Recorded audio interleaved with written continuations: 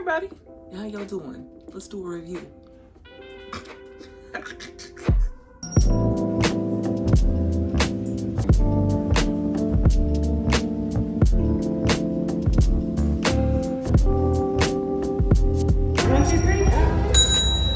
From the inside out, the Ambassador Hotel is definitely one of Tulsa's most iconic buildings. If you ever find yourself in Oklahoma, this boutique hotel should be on the top of your list. There's something about the decor that feels classic and modern without feeling dated like most historic hotels. You'll find updated finishes and even a photo booth in the lobby. Oh, come on, sit. 3, 2, Oh, you only got 3, 2, 1.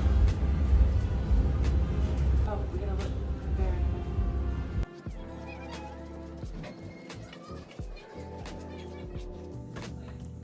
And this is the Ambassador Suite.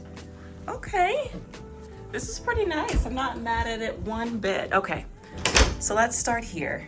It has a very speakeasy feel to it. It's very, very Renaissance in some ways. You can check out the gold accents and you'll see other little things here that just kind of give it that nice speakeasy flair. Because this hotel was actually, this building was built in the 20s. So it's kind of nice to see what they've done here. So we start with their little desk sitting area here, and you can see that nice, goldish bronze accent on the mirror there. And they give you a little note to kind of let you know what's going on here at the hotel, because they are constantly making improvements, and they were the last time we stayed a couple of years ago, but you could barely tell. I mean, there wasn't any noise or anything like that. But I mean, check out the pattern on this rug. Nice cream with, the dark oak or walnut accents. There's an LCD TV here. There's another in the bedroom, and we'll get to that. There's this nice velvety finish here on the chair. Some pretty nice art, throughout. And up there, those 3 little windows are to the bedroom that's on the other side. So this is a king bed here in the bedroom. And it's pretty nice. The headrest, the frame, is this nice velvet material, topped velvet material, and it's pretty nice. And I love when hotels do this, when they give you the little chocolates, but then also a little postcard with little information on the hotel and, its historic relevance and all of that. So I really like that. This lamp has this nice little stone situation going on with it. So there's storage here in the nightstands. There's one on either side. But this is your mini bar situation here. I mean, you have all your little treats, your Snickers and your Pringles, all the usual suspects with, your coffee. The coffee is complimentary instead, but if you need to get ice and that sort of thing. More storage with another TV over here, but I'm really liking the natural light that you get in this room with this suite. I kind of wish there was a little bit more light in this main area here. I mean, because you have the lamps, you have the 3 lamps, and then you have kind of the 2 lights overhead. But I kind of wish there was just a tiny bit more light in this room, because the natural light isn't coming in through this window as much, and I think it has to do with the dark paint. So it's just depends on your taste, but I'd like a little bit more light. But you get more of that as you come into the bathroom here. Hey guys, how you doing? Okay, so I wasn't sure about the shirt this morning, but I'm liking it. I keep catching myself in the mirrors and I'm like, okay, all right. So this is the vanity here.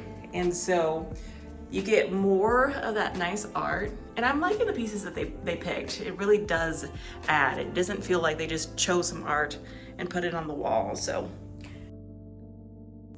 you have your Beekman products here, which is nice, signature Beekman products, and you get, the actual sample bottles, not those giant bottles that, they refill, but you actually get these. So if you want to take them with you, you can.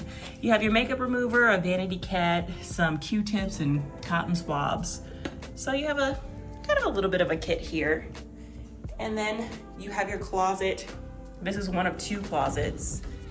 This one has 2 robes, an ironing board, a personal mirror, and some hangers here. You have another one over in the main bedroom as well.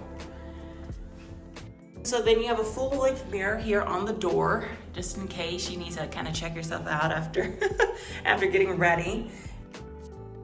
It's a nice sized shower. It's a slight awkward kind of getting in just because of how close it is to the toilet.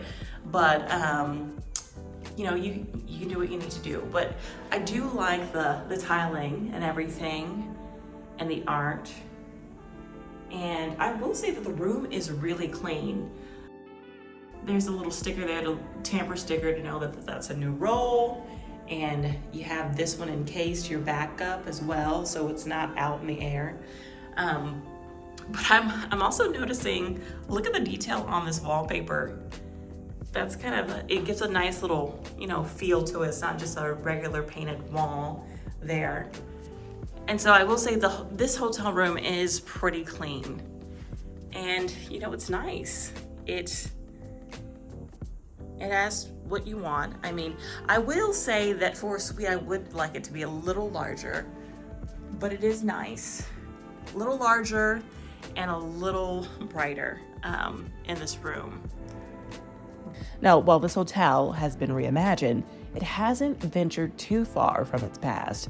Just steps from the lobby, you'll find a library honoring Patrick Hurley and his answer to Tulsa's housing crisis with the state's first apartment hotel. And since the property was meant as temporary housing for oilmen in the 20s, there isn't a pool, but there is a fitness center.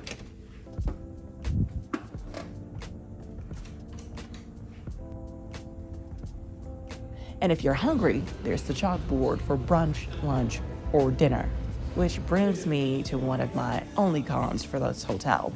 I tried the restaurant twice and wasn't overly impressed, but my husband and son, they were happy with their meal, so I'd still encourage you to give it a try for yourself.